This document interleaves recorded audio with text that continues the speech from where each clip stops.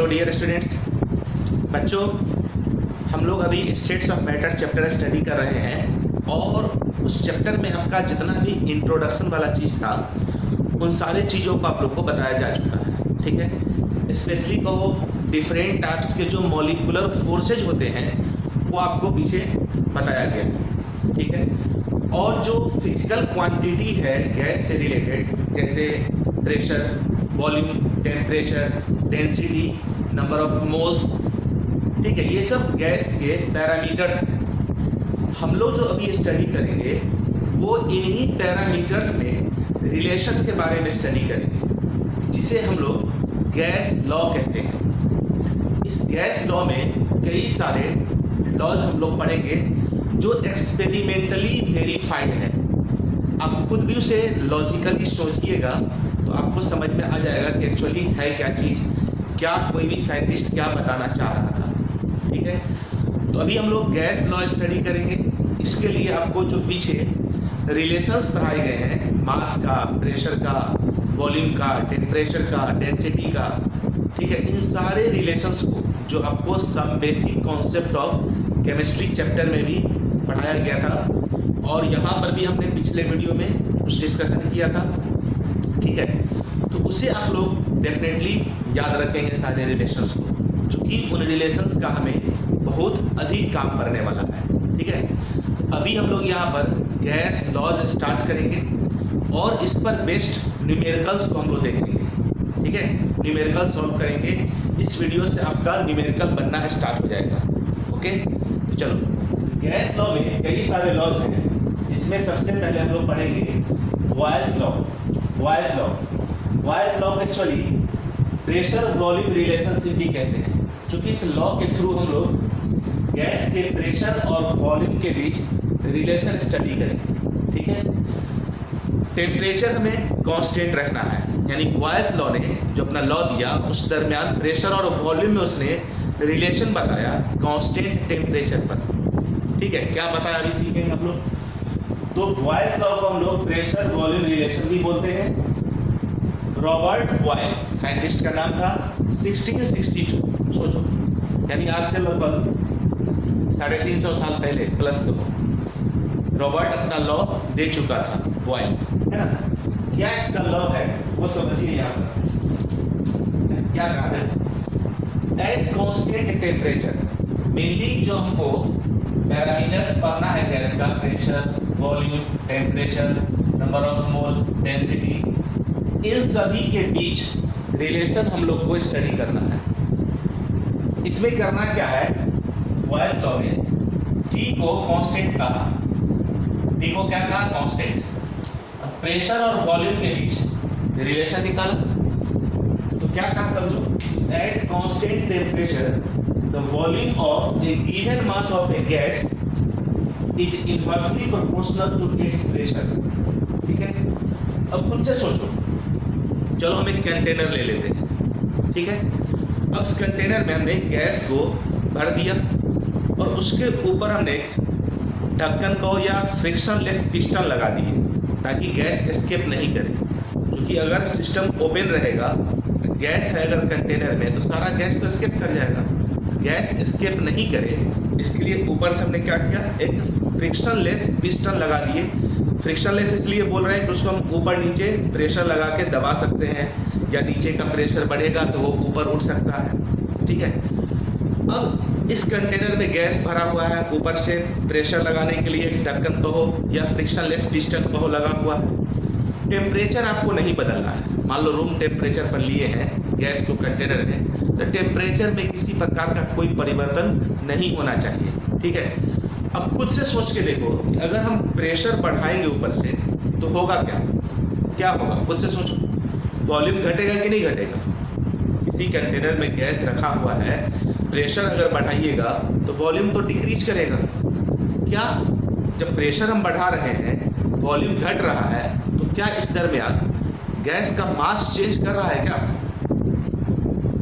नहीं चेंज कर रहा होगा। गैस का मास कब चेंज करेगा, जब हम प्रेशर लगाते और गैस बाहर निकल जाता, या उसमें हम एक्स्ट्रा कुछ गैस ऐड कर देते, तभी तो मास चेंज करेगा ना। प्रेशर बढ़ाने से वॉल्यूम घट रहा है, मास तो नहीं बदला, यानी मास यहाँ पर ऑलरेडी कांस्टेंट हो गया और हमें टेम्परेचर भी कांस्टेंट रखना है। तो अगर हम प्रेशर बढ़ाते हैं तो वॉल्यूम क्या होगा, डिक्रीज करेगा। ठीक है, बस यही कहलाता है बॉयस लॉ। कितना सिंपल सा लॉ था, सोचो, एक सिंपल सा थॉट, आप भी इस तरह की बात को सोच सकते थे। ठीक है, अगर आप मान लो 350 साल पहले अगर आपका जन्म होता तो इस तरह की बातों को तो कॉमन सेंसली सोचा जा सकता था। लेकिन चलिए, सोच तो सब सकते थे लेकिन किसी ने सोचा नहीं। उस दरमियान भी तो बहुत सारी आबादी रहेगी दुनिया की, बॉयस ने इस तरह की बात को सोचा, इसलिए इसको क्या बोलते हैं, बॉयस लॉ। ठीक है, आई बात समझ में? तो चलो इसको हम मैथमेटिकली यहाँ पर क्या करेंगे, देखो इस स्टेटमेंट को आप मैथमेटिकली, ठीक है, प्रेशर जो होगा वो इनवर्सली प्रोपोर्शनल टू वॉल्यूम होगा, या ऐसे लिख सकते हो वॉल्यूम इनवर्सली प्रोपोर्शनल प्रेशर के होगा। दोनों बात लिखा जा सकता है, कोई इसमें दिक्कत नहीं है। तो प्रेशर इक्वल टू के इंटू 1/v लिख सकते हैं। ठीक है, तो वेयर के हमारा क्या हो जाएगा, प्रोपोर्शनलिटी कांस्टेंट। ठीक है, के क्या है, proportionality constant, whose value depends upon the amount of gas and temperature, the amount of gas and temperature। ठीक है, तो के यहाँ पर क्या है, प्रोपोर्शनलिटी कांस्टेंट, जिसका वैल्यू अमाउंट ऑफ गैस यानी कंटेनर में जो गैस लिया गया है उस पर और टेम्परेचर पर डिपेंड करेगा। ये दोनों कांस्टेंट हैं, क्योंकि आप कंटेनर में जो गैस लिए हैं उसको प्रेशराइज करेंगे तो वॉल्यूम घटेगा। मास कांस्टेंट रखना है, क्योंकि जब प्रेशर लगाएंगे तो मास तो नहीं वेरी करेगा, और टेम्परेचर भी कांस्टेंट रखना है।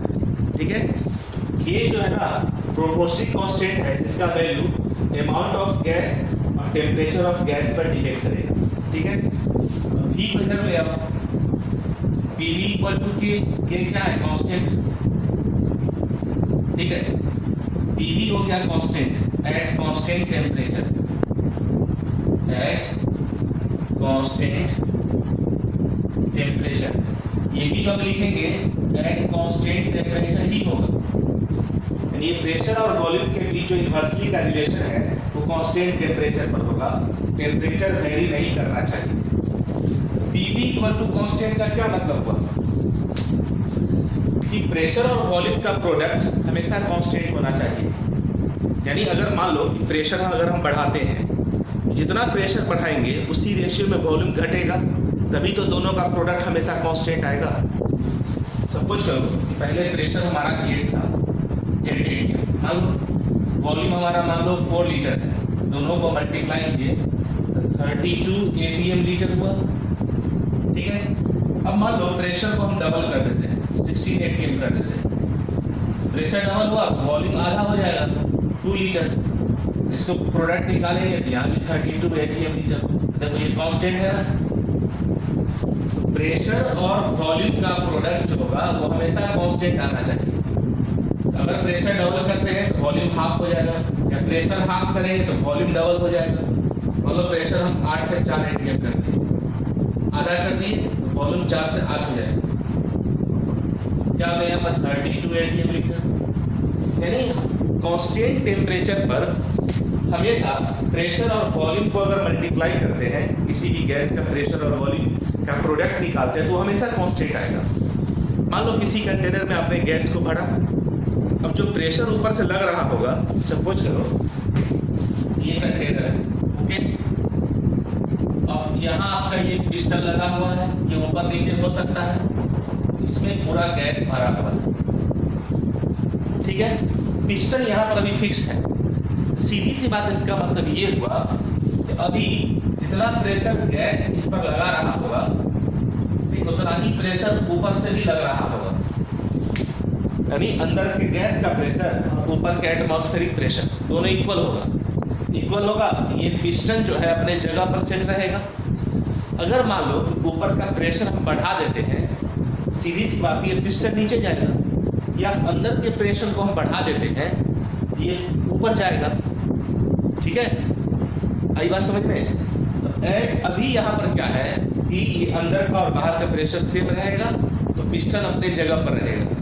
अगर अंदर के प्रेशर या बाहर के प्रेशर को घटाते बढ़ाते हैं तो पिस्टन ऊपर नीचे होगा। तो अगर मान लो प्रेशर हम डबल कर देंगे तो वॉल्यूम हाफ हो जाएगा, या प्रेशर हाफ कर दें तो वॉल्यूम डबल हो जाएगा। इस दरमियान टेम्परेचर कांस्टेंट रहना चाहिए। ठीक है, तो इसका मतलब है कि हम लिख सकते हैं बॉयस लॉ को हम लोग ऐसे भी डिफाइन कर सकते हैं। कैसे डिफाइन कर सकते हैं? ये लिखा जा सकता है ना, एट कांस्टेंट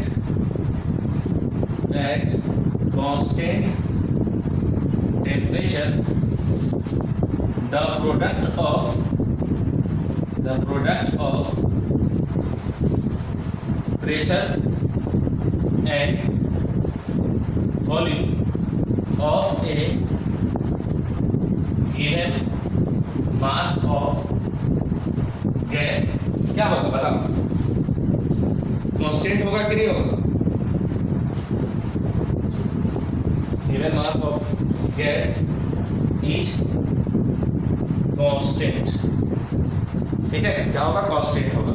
कहने का मतलब मान लो सपोज करो यहाँ पर इफ इनिशियल प्रेशर मान लेते हैं P1 है। ठीक है, इट्स वॉल्यूम, गैस का वॉल्यूम मान लेते हैं P1 है। ठीक है, अगर प्रेशर हम चेंज करके P2 कर देते हैं, pressure change into P2, then volume will be क्या जाएगा? V2। मान लो कि किसी कंटेनर में जो गैस लिया गया है इनिशियली उसका प्रेशर P1 है, वॉल्यूम V1 है। अगर उसके प्रेशर को हम P1 से चेंज करके P2 कर देते हैं, वॉल्यूम, इसका मतलब V1 से चेंज होकर क्या हो जाएगा? V2। इसका मतलब ये निकला P1 V1 इक्वल टू होगा P2 V2, या और भी चेंजिंग करते हैं P3 इतना करने से हमें काम नहीं पड़ेगा। दो रिलेशन याद रखना, इसका बहुत ज़्यादा जरूरत नहीं पड़ेगा। ठीक है, क्या मतलब निकला इसका? P1 V1 equal to P2 V2 होगा एट कांस्टेंट टेम्परेचर। यानी पहले हमारा जो प्रेशर था और वॉल्यूम था उसका प्रोडक्ट कांस्टेंट होना चाहिए। अगर उसके प्रेशर को हम P1 से P2 कर देते हैं तो वॉल्यूम V1 से V2 हो जाएगा। पहले जो प्रेशर वॉल्यूम का प्रोडक्ट होगा, बाद में चेंजिंग के बाद भी प्रेशर और वॉल्यूम का प्रोडक्ट वही रहना चाहिए, तब तो कांस्टेंट हुआ ना। PV इक्वल टू क्या लिखे? कांस्टेंट। यानी पहले जो प्रेशर वॉल्यूम का प्रोडक्ट होगा, आफ्टर चेंजिंग भी प्रेशर वॉल्यूम का प्रोडक्ट वही रहना चाहिए, तभी तो कांस्टेंट कहलाएगा वो। ठीक है, तो ये हमारा फॉर्मूला हो गया। इसी पर मेनली हमारा क्वेश्चन सॉल्व होता है बॉयस लॉ का। ठीक है, अब हम लोग क्या करेंगे? इसके ग्राफ को स्टडी करेंगे। अब देखो, प्रेशर को अगर एक तरफ ले आते हैं तो P1 by P2 equal to V2 by V1, ये भी लिखा जा सकता है। एक ही चीज जैसे मैंने लिखी है। अब होगा क्या कि कांस्टेंट टेम्परेचर पर यहाँ पर 4 वेरिएबल है। इस 4 वेरिएबल्स में से कोई 3 वेरिएबल दिया रहता है क्वेश्चन में, अब एक आपसे पूछ लेगा तो आसानी से निकाल सकते हैं। चलो जल्दी से इसे नोट कर लो। ग्राफिकली रिप्रेजेंटेशन हम लोग सीखेंगे। बॉयस लॉ में बहुत सारे ग्राफ्स हैं, ग्राफ से ही कॉन्सेप्ट बिल्डअप होगा। ग्राफ को अच्छे ढंग से समझना है, बॉयस लॉ हमारा खत्म हो जाएगा। ठीक है, चलिए तो जल्दी से इसे नोट कर लीजिए। तो चलो बच्चों, अब हम लोग बॉयस लॉ में जितने तरह के ग्राफ हो सकते हैं उसको समझते हैं। ग्राफ बहुत इंपॉर्टेंट है। कॉम्पिटिटिव एग्जाम में कभी आपसे P1 V1 equal to P2 V2 पर बेस्ड न्यूमेरिकल नहीं पूछेगा, ग्राफ से ही क्वेश्चन पूछता है। ठीक है, और ध्यान से सुनिएगा, समझिएगा, और किस तरह से क्वेश्चन इसमें पूछता है वो भी हम लोग डिस्कस करेंगे। ओके, चलो सबसे पहले प्रेशर वर्सेस वॉल्यूम, इसके बीच ग्राफ क्या होगा? तो अभी पढ़े हैं बॉयस लॉ में कि दोनों इनवर्सली रिलेटेड हैं। तो अगर हम प्रेशर और वॉल्यूम के बीच ग्राफ खींचते हैं, प्रेशर और वॉल्यूम के बीच इस तरह का ग्राफ होगा। टेम्परेचर यहाँ क्या होगा, कांस्टेंट, ठीक है, और नंबर ऑफ मोल भी क्या होगा, कांस्टेंट। क्योंकि कंटेनर में जो गैस आपने लिया है टेम्परेचर वेरी नहीं करना चाहिए, और जब प्रेशराइज करेंगे गैस को तो गैस उसमें एस्केप भी नहीं हो रहा है, अगर गैस इंटर हो रहा है तो गैस का जो मोल होगा वो भी कांस्टेंट रहेगा। प्रेशर वर्सेस वॉल्यूम, या आप खींच दो वॉल्यूम वर्सेस प्रेशर, ऐसा ही ग्राफ होगा, कोई इसमें दिक्कत नहीं है। जी यहाँ क्या होगा, कांस्टेंट, और एन भी हो गया कांस्टेंट, ठीक है। तो इस चीज को याद रखिए कि जब कांस्टेंट टेम्परेचर पर प्रेशर और वॉल्यूम के बीच जो हम ग्राफ प्लॉट करते हैं उसे आइसोथर्म कहा जाता है। लिख सकते हैं एक graph plotted between pressure and volume, pressure and volume at constant temperature is called isotherm। ये याद रखना, कांस्टेंट टेम्परेचर, टेम्परेचर कांस्टेंट रहेगा, ठीक है।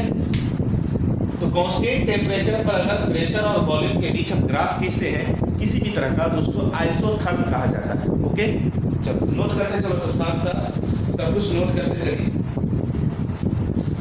ये हो गया। अब खींचिए ग्राफ आप प्रेशर वर्सेस 1/V, ये ग्राफ खींचो। तो एक एक्सिस पर हम प्रेशर ले लिए, एक एक्सिस पर 1/V ले लिए। अब खुद से सोचो कि प्रेशर इसको क्या करेंगे ये बताओ। प्रेशर वॉल्यूम के इनवर्सली प्रोपोर्शनल है, लेकिन 1/V के तो डायरेक्टली प्रोपोर्शनल है। समझे क्या बोले सो?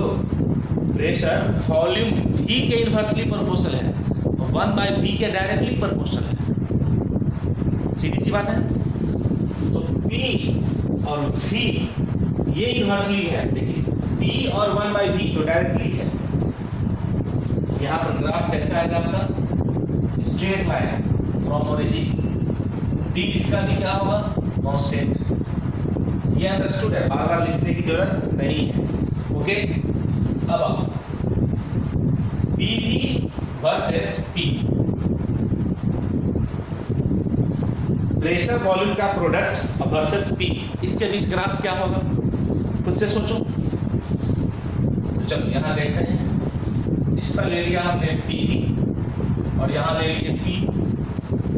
तो हम जानते हैं PV तो कांस्टेंट होता है, ठीक है, कि जितना प्रेशर बढ़ाइएगा वॉल्यूम उतना ही घटेगा, तो PV हमेशा कांस्टेंट रहेगा। समझ रहे ना क्या बोल रहे हैं? PV तो कांस्टेंट होता है, यानी प्रेशर जितना बढ़ाएंगे वॉल्यूम उतना ही घटेगा, ठीक है, यानी कांस्टेंट रहेगा। तो प्रेशर बढ़ाइए तो वॉल्यूम घटेगा, दोनों का प्रोडक्ट कांस्टेंट रहेगा। सीधा लाइन आ जाएगा। P जो है ना जिस एक्सिस पर उसके पैरेलल आ जाएगा, ठीक है। PV तो कांस्टेंट हो गया, प्रेशर बढ़ाएंगे उसी रेशियो वॉल्यूम घटेगा, तो PV हमेशा कांस्टेंट रहेगा, ठीक है। जल्दी से ग्राफ्स को नोट कर लो, फिर और ग्राफ सही सीखेंगे हम लोग।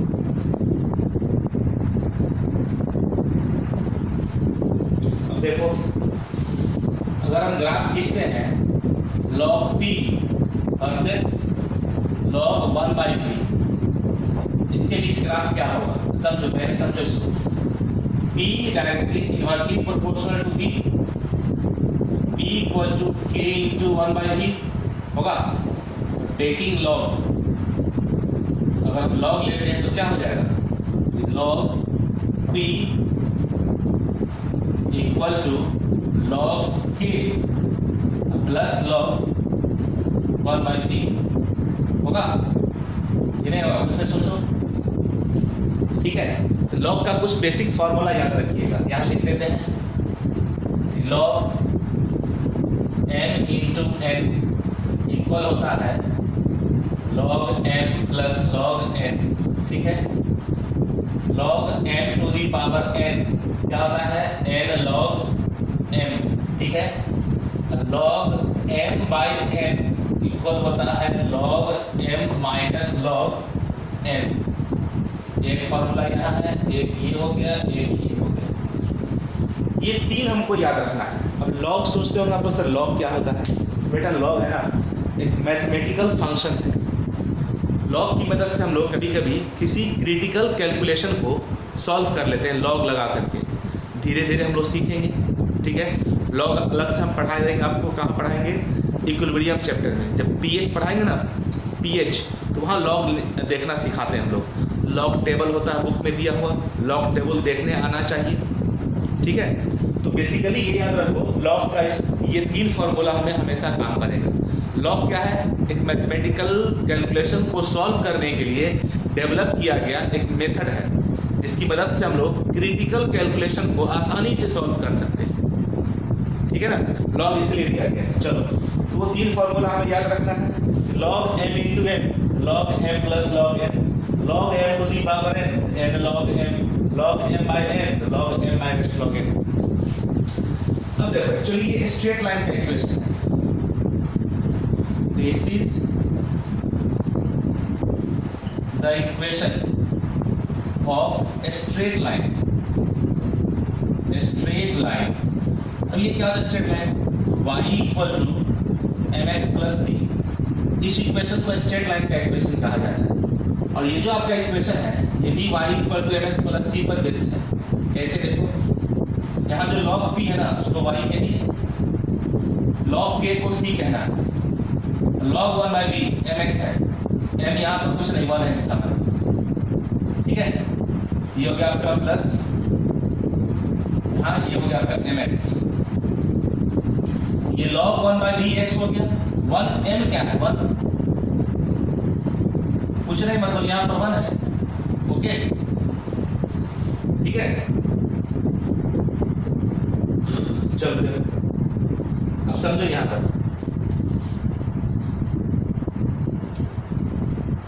इस पर पावर,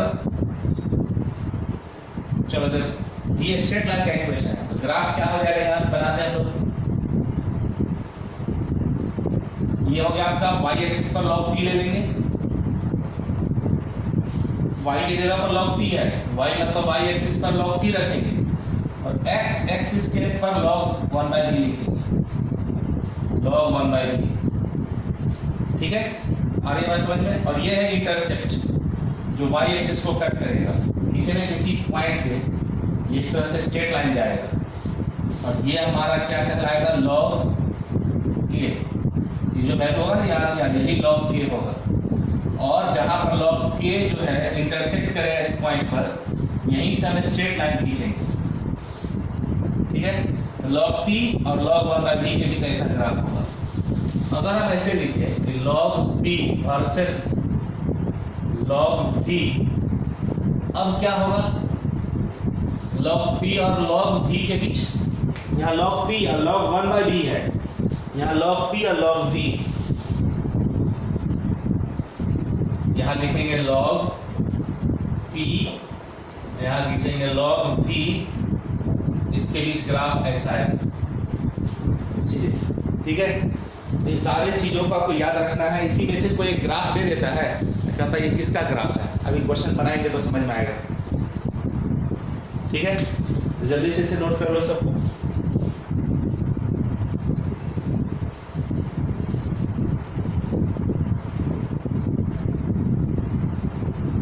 हो गया? चलिए अब आइए P वर्सेस V। ऑलरेडी इस P और V के बीच ग्राफ हम लोग पीछे पढ़े हैं थोड़ी देर पहले। P versus V, isotherm at different temperature, ठीक है। P और V आइसोथर्म हमें ड्रॉ करना है अलग अलग टेम्परेचर पर। ऑलरेडी प्रेशर और वॉल्यूम का ग्राफ हम लोग पीछे पढ़े हैं। आइसोथर्म मींस क्या? कांस्टेंट टेम्परेचर पर प्रेशर और वॉल्यूम के बीच खींचा हुआ ग्राफ। देखो यहाँ प्रेशर ले लिए, यहाँ वॉल्यूम ले लिए, ओके। कांस्टेंट टेम्परेचर पर खींचना है, ठीक है। ये हमारा हो गया T1 टेम्परेचर पर, मान लो खींचा है T1 टेम्परेचर पर।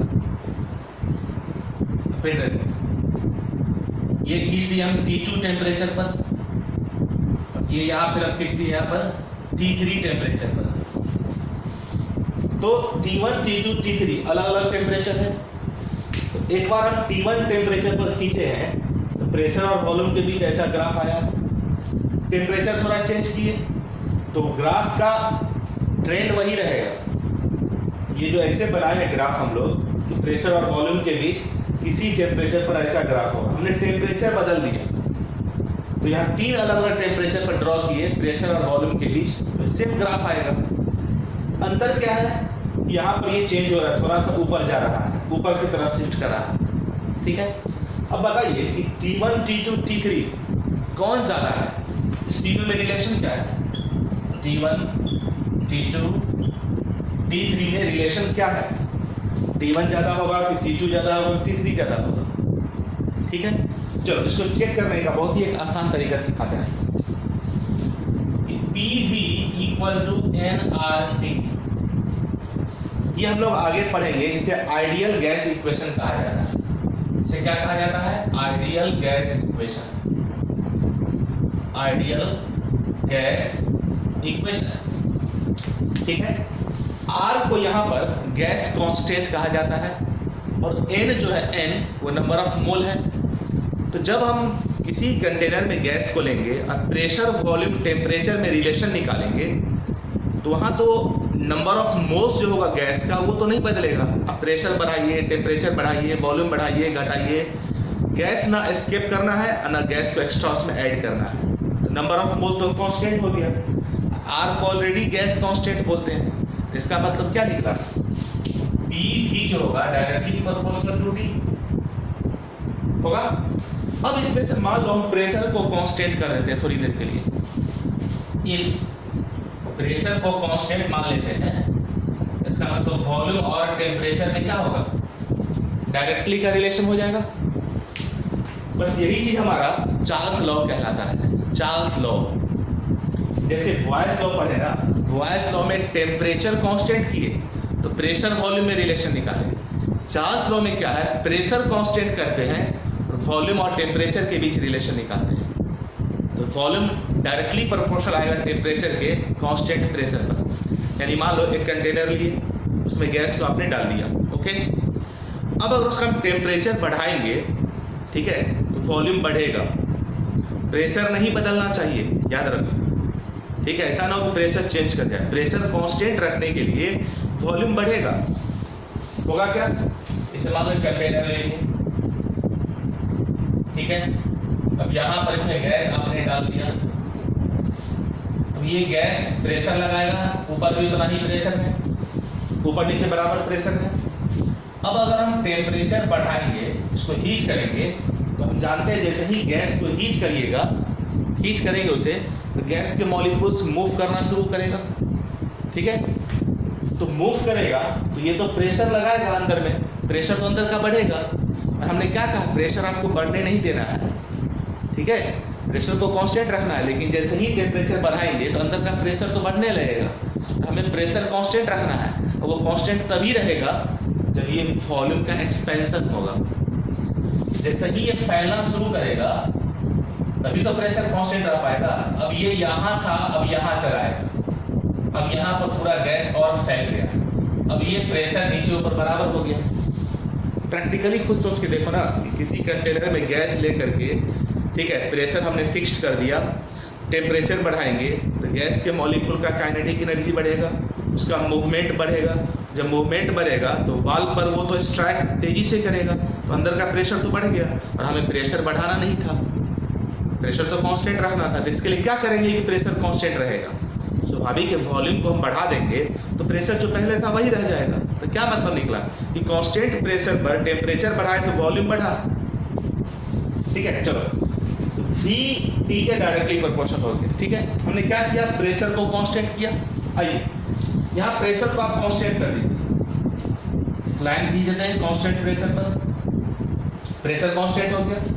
अब देखो यहाँ पर आप परपेंडिकुलर डालो, यहाँ पर परपेंडिकुलर डालो, यहाँ पर परपेंडिकुलर डालो, ठीक है। अब मान लो कि ये वॉल्यूम हमारा V1 है, ये वॉल्यूम V2 है, ये वॉल्यूम V3 है, ये वॉल्यूम का लाइन नीचे, ठीक है। तो खुद से सोचो कि P को कांस्टेंट रखे तो वॉल्यूम और टेम्परेचर क्या है, डायरेक्टली रिलेटेड है। तो वॉल्यूम यहाँ पर देखो, ये वॉल्यूम का बढ़ता लाइन है, ये तो कम वॉल्यूम होगा V1, V1 छोटा होगा V2 से, V2 छोटा होगा V3 से, इसमें तो कोई दिक्कत नहीं है। आप ऐसे बढ़ रहे हैं तो V1 फिर उससे आगे V2 उससे आगे V3, वॉल्यूम बढ़ रहा है ना। तो V1 कहाँ टच किया है, T1 लाइन पर, V2 T2 के लिए है, V3 T3 के लिए है। तो V और T डायरेक्टली रिलेशन है, तो V1 लेसन है V2 से, V2 लेसन है V3 से। इसका मतलब क्या हुआ, T1 भी लेसन होगा T2 से, T2 भी लेसन होगा T3 से। या आप ऐसे लिख सकते हो कि T3 ज़्यादा होगा T2 से, ये ज़्यादा होगा T1 से, समझे। यानी जैसे जैसे टेम्परेचर बढ़ेगा ना, मान लो कि T1 टेम्परेचर पर हमने ड्रॉ किया प्रेशर वॉल्यूम में, ये ग्राफ आया। टेम्परेचर बढ़ा देंगे तो वैसा ही ग्राफ ऊपर की तरफ आएगा, और टेम्परेचर बढ़ा देंगे तो और ऊपर ग्राफ चला जाएगा, ठीक है।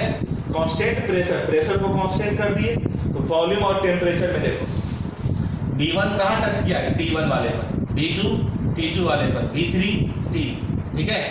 तो इसका V1 के लिए T1, V2 के लिए T2, V3 के लिए T3, और V और T डायरेक्टली प्रोपोर्शनल है। तो जिसका वॉल्यूम ज़्यादा उसका टेम्परेचर ज़्यादा, जिसका वॉल्यूम कम उसका टेम्परेचर कम।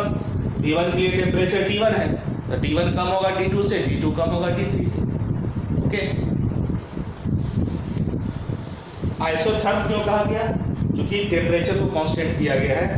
T1 टेम्परेचर कांस्टेंट पर प्रेशर वॉल्यूम के बीच ऐसा ग्राफ आएगा। अब टेम्परेचर थोड़ा चेंज किए, T1 से T2 कांस्टेंट कर दिए। पहले T1 कांस्टेंट माने थे, अब T2 को कांस्टेंट मान रहे हैं, तब प्रेशर वॉल्यूम के बीच ग्राफ वैसा आ गया। फिर टेम्परेचर बढ़ा करके कांस्टेंट कर दिए, ठीक है, फिर ऐसा ग्राफ आ गया, ओके। या देखो वॉल्यूम टेम्परेचर में क्या पता चला, डायरेक्टली का रिलेशन है, इसी क्वेश्चन से पता करते हैं। वॉल्यूम जिसका V1 है, टेम्परेचर उसका T1 है, T1 वॉल्यूम कम तो T1 टेम्परेचर कम, T3 ज़्यादा तो T3 ज़्यादा। चलो जल्दी से नोट कर लो, और ग्राफ एक और समझेंगे लोग।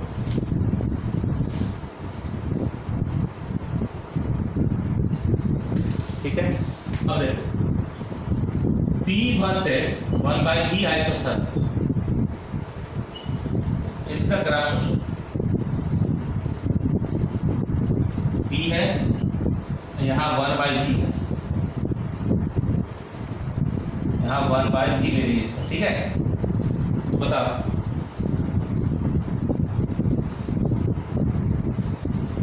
मान लो ये T1 है, ये T2 है, ये T3 है। ये तो ग्राफ हम पढ़े ना पीछे, उसको फिर से ड्रॉ कर देते हो ताकि आप अच्छे ढंग से समझ सकें। बताओ P और 1/V में कैसा ग्राफ खींचे, लड़के देखो P और V में कैसे, P और 1/V में क्या पता है, देखो P इनवर्सली रिलेटेड है V के, P V के इनवर्सली रिलेटेड है, लेकिन 1/V के तो डायरेक्टली रिलेटेड है ना। तो डायरेक्टली रिलेटेड है तो स्ट्रेट लाइन आएगा ओरिजिन से, हो गया। मान लो ये T1 टेम्परेचर पर, अब टेम्परेचर हम चेंज किए, T1 से T2 कर दिए, फिर T1 से T3 कर दिए। मान लो सर ये T2 के लिए है, ये T3 टेम्परेचर पर है। तो अलग अलग टेम्परेचर पर यहाँ पर एक बार हम T1 टेम्परेचर मान के खींचे, फिर T2 पर खींचे, फिर T3 पर खींचे, किसके बीच, प्रेशर और 1/V के बीच। इस तरह से ग्राफ है, बस उसको और हम सेपरेट कर देते हैं बेटा, इसको देखो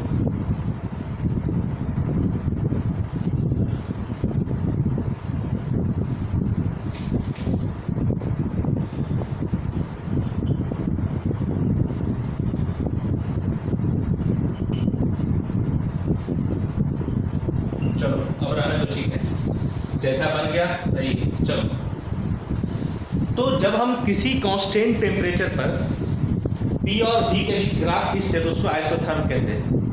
तो T1 टेम्परेचर पर जब माना तो P और V के 1/V के बीच ऐसा ग्राफ हो, T2 टेम्परेचर पर थोड़ा ऊपर चला गया, T3 पर और ऊपर चला गया।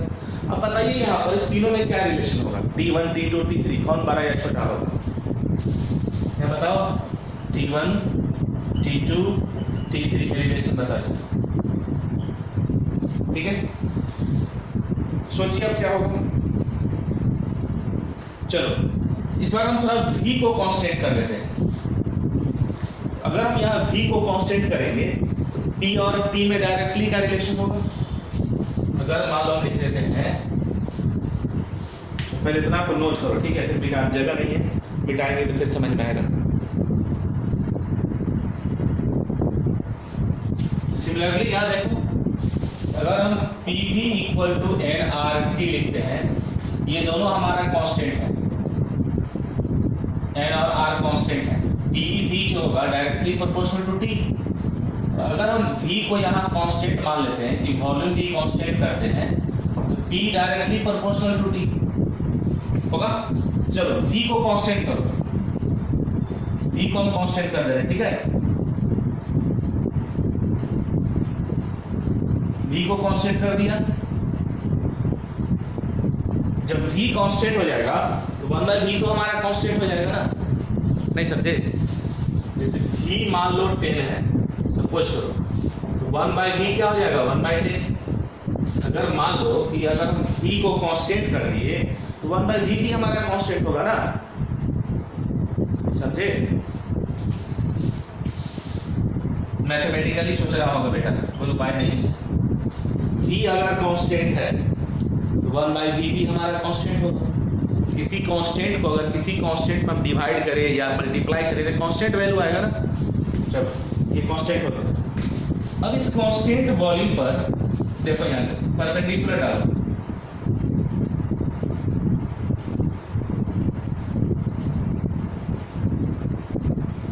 खुद से देखो, ये प्रेशर P1 मान लेते हैं कम है, P2 मान लिए, ये P3 मान लिए, ठीक है। प्रेशर टेम्परेचर में डायरेक्टली का रिलेशन है, जिसका प्रेशर कम होगा वो टेम्परेचर भी कम होगा। ये T1 हो गया, ये बीच वाला T2 है, ये T3 है। प्रेशर बढ़ा, टेम्परेचर देखो बढ़ा, इसका मतलब T1 कम होगा T2 से, T2 भी कम होगा T3 से, या T3 greater T2 greater T1 लिख सकते हैं, ठीक है। इसको याद रखना है, T1 कम होगा, T2 बड़ा होगा, T3 और बड़ा होगा। यहाँ भी वही बात है, ठीक है। चलिए जल्दी से इसे भी नोट कर लीजिए आप।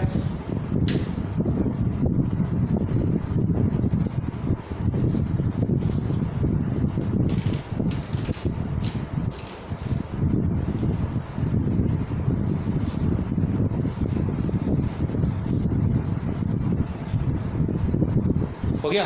चलिए अब देखिए, प्रेशर और डेंसिटी में रिलेशन बताओ। रिलेशन बिटवीन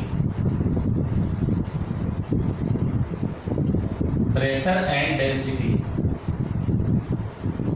अब इसे प्रैक्टिकली जरा सोच कर देखो। एक कंटेनर लेते हैं, उसमें गैस डाल दिए, गैस का अमाउंट फिक्स्ड है, टेम्परेचर हमें फिक्स्ड रखना है, यानी अमाउंट तो कांस्टेंट है ही, टेम्परेचर भी कांस्टेंट रखिए। अब प्रेशर लगाइए उस गैस पर, उसको कंप्रेस्ड कीजिए, क्या होगा? गैस के मॉलिक्यूल्स नज़दीक आएंगे, ठीक है ना। तो गैस तो डेंसर होते चला जाएगा, मोर डेंस होते चला जाएगा ना। खुद से सोचो यहाँ पर कि ये जो गैस है कंटेनर, इसका वॉल्यूम पहले ज़्यादा है, अब प्रेशर हम और बढ़ा देंगे, ये तो नीचे चला जाएगा। तो गैस जो पहले पूरा फैला हुआ था, वो सारा गैस इस रीजन में आ जाएगा। तो गैस तो डेंस हो गया ना, गैस के मॉलिक्यूल्स नजदीक आ जाएंगे। तो डेंसिटी अब कैसे निकालते हैं? मास बाय वॉल्यूम से। अगर हम प्रेशर बढ़ाते हैं तो मास तो कांस्टेंट रहेगा, मास तो नहीं बदलेगा, लेकिन वॉल्यूम तो छोटा हो गया, तो मास वही रहेगा, वॉल्यूम घट जाएगा, तो डी बढ़ेगा कि नहीं बढ़ेगा? बिल्कुल बढ़ेगा। क्या मतलब निकला इसका? अगर कांस्टेंट टेम्परेचर पर किसी भी गैस के फिक्स्ड मास पर प्रेशर अगर लगाते हैं तो डेंसिटी बढ़ता है, ठीक है। यानी at constant temperature for a fixed mass of a gas density is directly proportional to pressure, ठीक है। अब लिख सकते हैं ना, at constant temperature for a fixed mass of a gas, density is directly proportional to pressure. Density is directly proportional to pressure. कोई यहां तक कोई दिक्कत है? नहीं होना चाहिए। ये तो समझ गए कि किसी कंटेनर में अगर हम गैस का एक फिक्स्ड मास ले लेते हैं, टेम्परेचर हमें नहीं बदलना है, कांस्टेंट रखना है, तो प्रेशर बढ़ाएंगे तो वॉल्यूम घटेगा, तो मास वही रहेगा। वॉल्यूम पहले हमारा मान लो V1 है, टेम्परेचर D1 है, ठीक है। अब वॉल्यूम जो है हमारा V1 से V2 हो गया, जहाँ V2 जो होगा लेस देन होगा V1 से, यहाँ डेंसिटी D2 हो गया, तो D2 जो होगा बड़ा होगा D1 से। समझे क्या बोले? सो पहले मास M है, वॉल्यूम V1 है, डेंसिटी को D1 मान लीजिए। अब हमने प्रेशर लगाया, मास टेम्परेचर नहीं बदलेगा, मास वही है।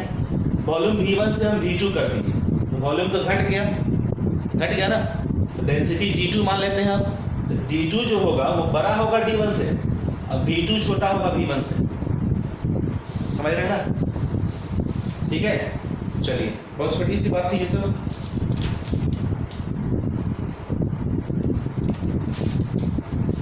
इसका मतलब हम कह सकते हैं कि P directly proportional to D, या लिखिए D directly proportional to P at constant temperature. ठीक है, देखो तो P directly proportional to D है, तो P equal to K into D, D नीचे लाएंगे तो P by D equal to K, यानी कांस्टेंट होगा कि नहीं होगा? बोलो। ठीक है, तो अगर हम ग्राफ खींचेंगे P by D versus P, तो बताओ कैसा ग्राफ होगा? ये भी स्ट्रेट लाइन आएगा, T टेम्परेचर पर, T होगा कांस्टेंट, जैसे पीछे खींचे थे ना ऐसे प्रेशर है, अब P V के बीच कैसा ग्राफ खींचे थे? Straight line. ठीक है, उसी तरह अगर हम P by D versus P के बीच ग्राफ खींचेंगे तो ये भी उसी तरह स्ट्रेट लाइन आएगा, same. Okay, P by D versus P के बीच की ग्राफ स्ट्रेट लाइन होगा, P के पैरेलल होगा।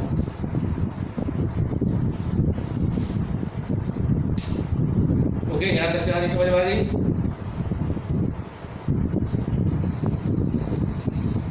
चलिए, इसको नोट कर लीजिए।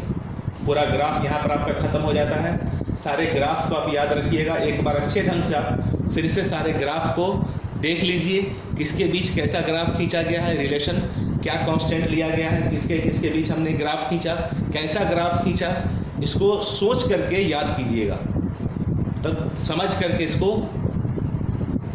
याद करना है। ठीक है, क्योंकि ऐसा ही कुछ ग्राफ दिया रहेगा, पूछेगा किसके बीच, अभी क्वेश्चन सॉल्व करेंगे तो समझ में आएगा, पहले इसे नोट कर लो। तो बच्चों, वॉइस लॉ यहाँ पर हमारा फिनिश्ड हो रहा है। उससे रिलेटेड एक दो पॉइंट यहाँ लिख दिए हैं, उसको समझ लीजिए जरा सा। At higher pressure gases deviates from Boyle's law. ये बहुत ही डेंजरस बात है, क्या है वो समझो। क्या लिखा हमने? हायर प्रेशर पर जो गैस है ना, बॉयल्स लॉ को फॉलो नहीं करता है। समझे कैसे? देखो, मान लो कंटेनर लिए, ठीक है, यहाँ प्रेशर कुछ है, मान लो P है, वॉल्यूम यहाँ पर मान लो कुछ है V। ओके, अब आकर प्रेशर लगाइएगा थोड़ा सा तो वॉल्यूम घटेगा, फिर प्रेशर लगाएंगे फिर घटेगा, फिर प्रेशर लगाएंगे फिर घटेगा। क्या ऐसा है कि प्रेशर लगाते जाएंगे और वॉल्यूम घटते घटते एकदम जीरो हो जाएगा? ऐसा तो संभव ही नहीं ना है कि प्रेशर बढ़ाते जाए और घटते घटते वॉल्यूम जीरो हो जाए। वॉल्यूम जीरो का क्या मतलब? गैस रहा ही नहीं, तो गैस नहीं रहा तो गैस कहाँ उड़ गया? ठीक है, यानी कहने का मतलब कि प्रेशर और वॉल्यूम का जो रिलेशन है इनवर्सली का, कि प्रेशर बढ़ाते हैं तो वॉल्यूम घटता है, ये लोअर प्रेशर पर ही लागू होगा। अगर प्रेशर को हम बहुत हाई करते चले जाएं, ठीक है, समझ में आ रहा है ना। जैसे मान लो अभी प्रेशर मान लो यहाँ पर 180 है, वॉल्यूम 20 लीटर है, मान लो प्रेशर को डबल किए 1 ATM से 2 ATM, वॉल्यूम हो गया 10 लीटर। फिर 2 ATM से 4 ATM किए, वॉल्यूम हो गया 5 लीटर।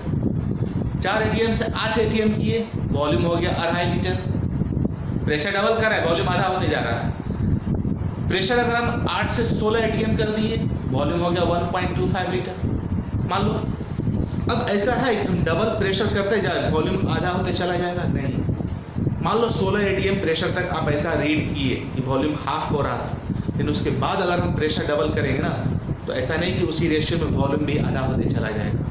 ये लोअर प्रेशर तक ही काम करेगा, हायर प्रेशर पर फिर आपका ये जो अभी पढ़ा है बॉयस लॉ वो वैलिड नहीं होगा, वो डेविएट कर जाएगा। प्रेशर जितना बढ़ाएंगे जिस रेशियो में, उस रेशियो में वॉल्यूम आपका नहीं घटेगा, याद रखो। ये आगे हम पढ़ेंगे डेविएशन रियल गैस जब पढ़ेंगे ना, तो वहाँ इस सारी चीज़ों को हम लोग स्टडी करेंगे। ओके, चलिए। एट 0 डिग्री सेल्सियस यानी 273 केल्विन एंड 1 ATM प्रेशर, इस कंडीशन को NTP या STP हम लोग बोलते हैं। 0 डिग्री सेल्सियस टेम्परेचर हो और 1 ATM प्रेशर हो, इसे क्या बोलते हैं? STP या NTP। और हम जानते हैं STP या NTP पर किसी भी गैस के, आइडियल गैस के 1 मोल का जो वॉल्यूम होता है वो 22.4 लीटर होता है। ओके, एट माउंट एवरेस्ट पर एटमॉस्फेरिक प्रेशर केवल 0.5 ATM है। सोचो, यानी सी लेवल पर आपका एटमॉस्फेरिक प्रेशर, हम लोग स्टैंडर्ड एटमॉस्फेरिक प्रेशर 1 ATM लेते हैं ना, और जैसे जैसे ऊंचाई पर जाइएगा, हायर एल्टीट्यूड पर जाइएगा, ठीक है, तो प्रेशर घटते चला जाएगा। मान लो हम अभी यहीं पर खड़े हैं, हमारे ऊपर जो है, जो इस सरफेस एरिया होगा, इसके ऊपर तो एयर का कॉलम होगा जो इस पर प्रेशर लगा रहा होगा। लेकिन जैसे जैसे हम ऊपर जाएंगे तो क्या है, ऊपर एयर तो घटते चला जाएगा ना, तो प्रेशर कम होते चला जाएगा। वही हुआ कि माउंट एवरेस्ट पर जो एटमॉस्फेरिक प्रेशर है ओनली 0.5 ATM है, जबकि सी लेवल पर 1 ATM है स्टैंडर्ड हमारा एटमॉस्फेरिक प्रेशर। ओके, क्या मतलब निकला कि जैसे जैसे आप ऊंचाई पर जाइएगा, पहाड़ी पर चढ़िएगा, तो प्रेशर वहाँ कम मिलेगा आपको, ठीक है। अब इसके कारण होगा क्या, जैसे ही आप हायर एल्टीट्यूड पर जाइएगा ना, तो आपको वहाँ पर हेडेक स्टार्ट हो जाएगा, थोड़ा सा अनईजीनेस फील होगा, आप अपने आप को कंफर्ट फील नहीं करेंगे, या कुछ मतलब हेडेक हो रहा है या कुछ और तरह का थोड़ी परेशानी हो सकती है। ऐसा क्यों होता है मालूम है? क्योंकि ऊपर जाने पर ऑक्सीजन का लेवल भी घटता है। जब आप ब्रीथ लीजिएगा, इनटेक कीजिएगा, ब्रीथ को अंदर लीजिएगा, तो ऑक्सीजन तो अप्रोप्रिएट अमाउंट में हमारे अंदर जाएगा नहीं, ऑक्सीजन तो वहाँ लेवल कम है, ठीक है। उससे होगा क्या, हेडेक स्टार्ट होगा, थोड़ा अनईजी आप फील करोगे, समझ में आ रहा है? यानी आपको सीकनेस वहाँ फील होगा, थोड़ा कमजोरी लगेगा, हेडेक महसूस होगा हायर एल्टीट्यूड पर, जो कि वहाँ प्रेशर कम होता है। ओके, चलिए इसको नोट कर लीजिए। हो गया हमारी सारी कहानी यहाँ बॉयल्स लॉ का खत्म, ठीक है। बॉयल्स लॉ में क्या समझा, PV इक्वल टू कांस्टेंट होगा, यानी P जो है E के इनवर्सली रिलेटेड है कांस्टेंट टेम्परेचर पर, तो P1 V1 इक्वल टू होगा P2 V2, न्यूमेरिकल इसी पर हमारा सॉल्व होगा। और जो हमने ग्राफ पढ़ाया, सारे ग्राफ्स को आप याद रखो, ये फार्मूला और ये ग्राफ, ये फार्मूला कांस्टेंट टेम्परेचर पर वैलिड है, और ग्राफ्स जितने भी पता है उस ग्राफ को देख लीजिएगा। हो गया, बॉयल्स लॉ में 2 ही बात याद रखना है, फार्मूला और ग्राफ। ओके, चलो इस वीडियो को यहीं पर हम ब्रेक करते हैं, क्योंकि बॉयल्स लॉ हमारा खत्म हो गया है। नेक्स्ट वीडियो में हम लोग क्या करेंगे, बॉयल्स लॉ पर बेस्ड कुछ न्यूमेरिकल सॉल्व करेंगे। तो बॉयल्स लॉ का न्यूमेरिकल का एक अलग वीडियो होगा। इसी तरह चूँकि हम पढ़ाते हैं, यहाँ पर होता है क्या है ना, कि जितने भी आपके थ्योरी अगर पढ़ाएंगे तो कम क्लास लगेगा, लेकिन चूंकि हर टॉपिक पर बेस्ड हमको न्यूमेरिकल एक एक वीडियो बनाते चले जाना है, तो 8 से 10 का वो वीडियो तो ऐसा बनेगा जिसमें केवल प्रॉब्लम प्रैक्टिस करेंगे, फिर लास्ट में NCERT का प्रॉब्लम, फिर डिफरेंट प्रीवियस ईयर का पूछा हुआ क्वेश्चन सब। तो 12-15 वीडियो तो हम लोग केवल प्रॉब्लम बेस्ड बना लेते हैं, प्रॉब्लम पर आधारित। जो बच गया आपका थ्योरी क्या रहता है, थ्योरी के साथ साथ प्रॉब्लम किस तरह से पूछता है, कैसे हमें अटेम्प्ट लेना है, कैसे क्वेश्चन पर थॉट किया जाता है, कैसे हम इनिशिएट करेंगे क्वेश्चन को बनाने के लिए, इन सारे चीज़ों को सीखेंगे तभी जब हम क्वेश्चन सॉल्व करेंगे। केवल थ्योरी पढ़ने से नहीं होगा, थ्योरी पढ़ लिया, समझ में आ गया, लेकिन जब क्वेश्चन सामने आएगा न्यूमेरिकल तो सॉल्व होगा नहीं। और पहले बोल चुके हैं ये न्यूमेरिकल बेस्ड टॉपिक चैप्टर है आपका, इसमें बहुत सारे न्यूमेरिकल्स हम लोग सॉल्व करेंगे। एटलीस्ट क्लास में तो हम जो वीडियो बनाएंगे इसमें कम से कम 80 से 100 क्वेश्चन सॉल्व करेंगे, 80 to 100 क्वेश्चन हम सॉल्व करेंगे वीडियो में, उससे ज़्यादा ही कह सकते हो, ठीक है। और साथ ही साथ इतना ही आपको DPP मिलेगा, फिर NCERT, फिर प्रीवियस ईयर क्वेश्चन लेकर के लगभग 300-400 क्वेश्चन हो जाते हैं। एक चैप्टर में अगर आप न्यूमेरिकल 300-400 क्वेश्चन सॉल्व कर लेते हैं तो सफिशियंट है उस क्वेश्चन को, यानी कॉम्पिटिटिव एग्जाम पास करने के लिए सफिशियंट है इतना क्वेश्चन, बशर्ते वो क्वेश्चन आप मैक्सिमम खुद से सॉल्व करिए। हम केवल टेक्निक और टाइप सिखाएंगे क्वेश्चंस का। Okay, thank you, have a nice day.